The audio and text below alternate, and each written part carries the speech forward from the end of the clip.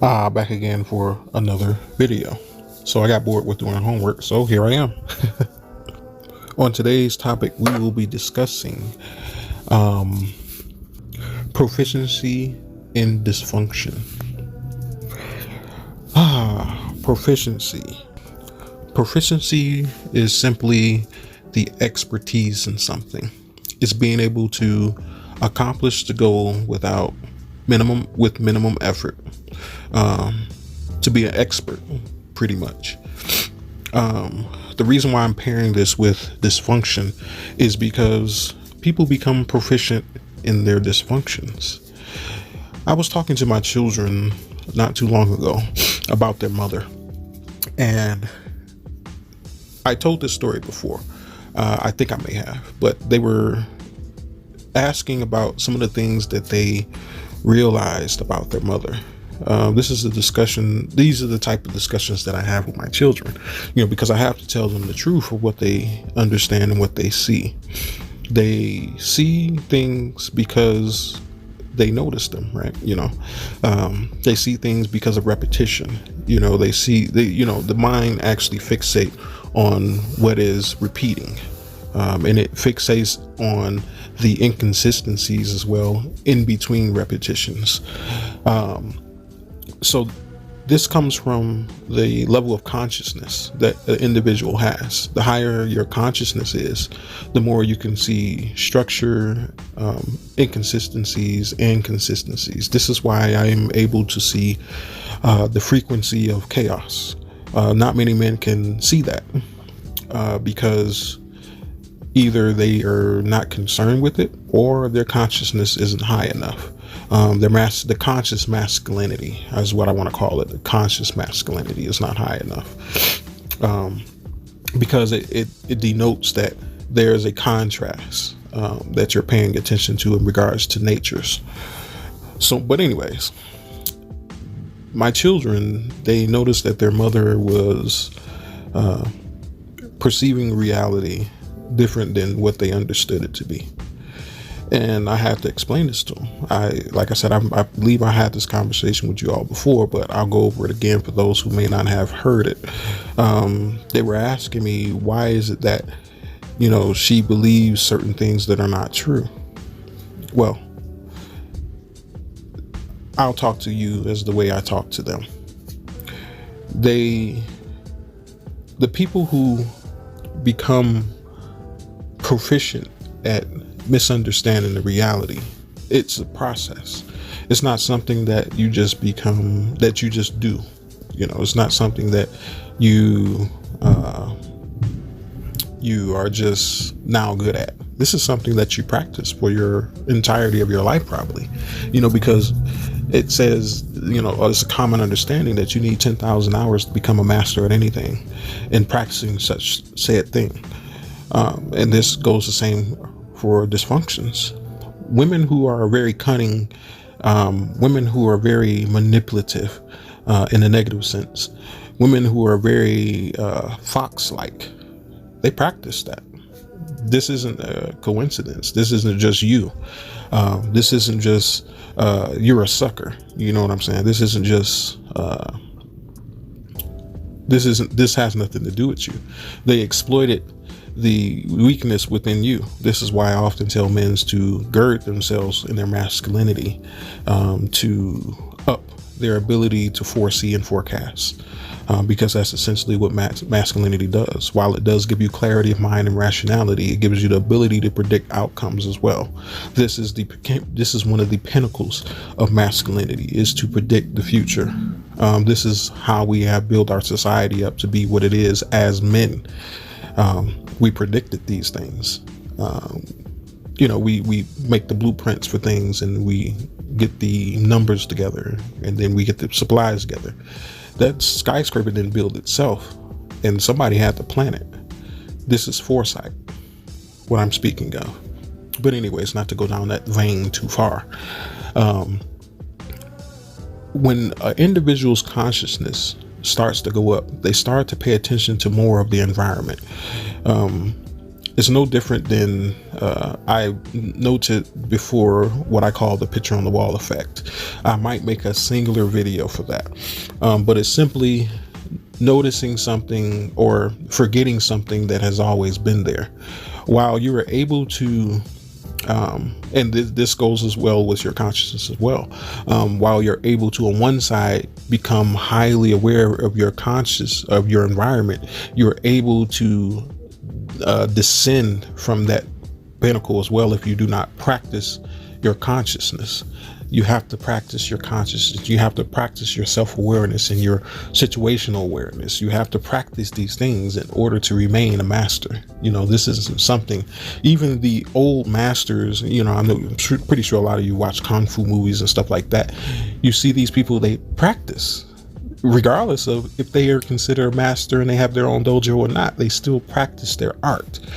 So consciousness is something that you have to keep practicing, but it is something that you are not necessarily in control of as a child. This is something that you necessarily come into. And what they were experiencing with their mother is they were experiencing the conscious reality that has always been there. And when your consciousness goes up, you start to pay more attention to that very reality, that very environment. It's almost like being able to bring a picture into focus. Like you see the abstract of, let's say, a fruit tree, but you can't make out what kind of tree it is. You can't make out necessarily how tall it is. You can't make out the intricate colors of the fruits. But as you focus that in, you start to get the details of the bark. You start to get the curvature of the leaves. You start to get the nuanced colors of the different types of the different ripeness of fruits that are on that tree. Your consciousness starts to come up. That's what it is. It's a focusing of the environment. And when this happens, you start to notice things that have always been there. Just because you see an abstract of something and then it comes into focus, doesn't mean that it changed its position in the environment. It just means that you came into a better focus, better clarity of what you're experiencing. You understand? So when my children come to me and they ask me, and they say, well, mom said this and, mom did that. And I have to explain to them, she's become a master at lying to herself. They didn't understand this, so I had to explain this to them. And this is in the same vein of when I made the video that is titled, if I recall correctly, women are the first ones who lie to themselves before men ever will. And in that video, I talk about how women are mastering self-manipulation. They do this because they are not taught how to be women. So they have to manipulate their perception of reality in order to fit how they experience their emotions. Because remember, everything is filtered first through a woman's emotions, and then it hits their logic. This is how they perceive the reality. So if something is filtered from the reality that does not suit their emotions, they need to learn how to be able to cope with this.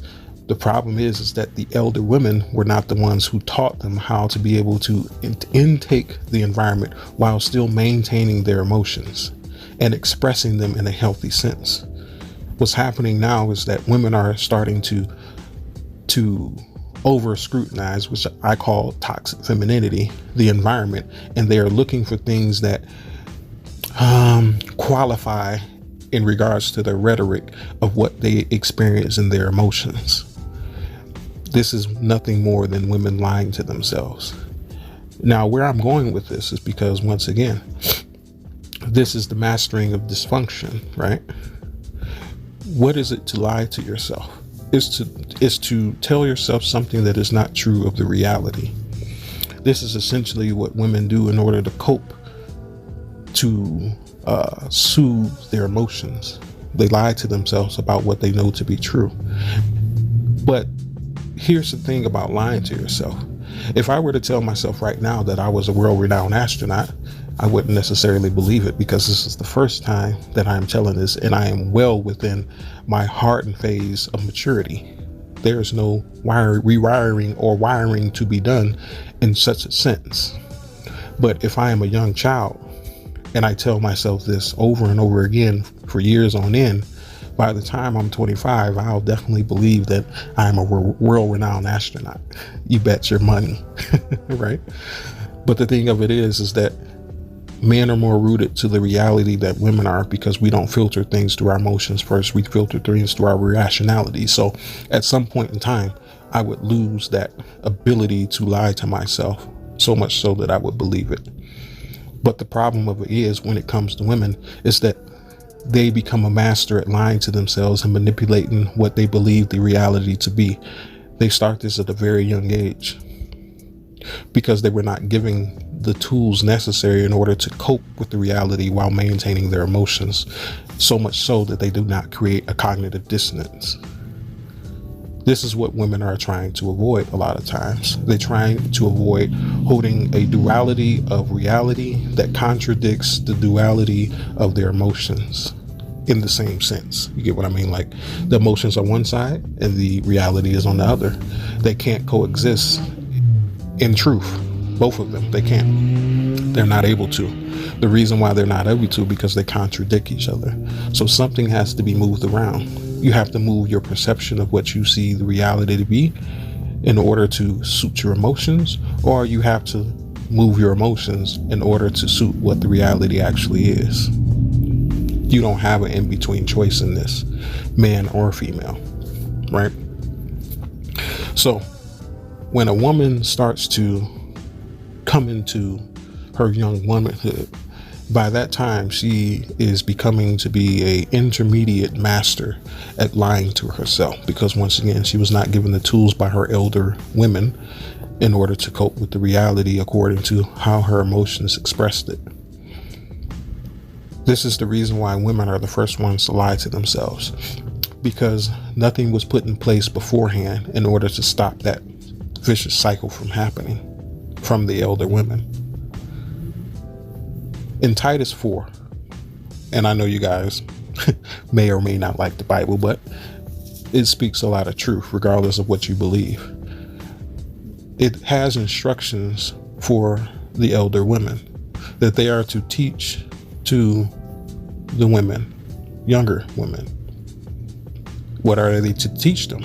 They are to teach them womanhood and how to be a wife, etc. Things that revolve around being a woman. Right?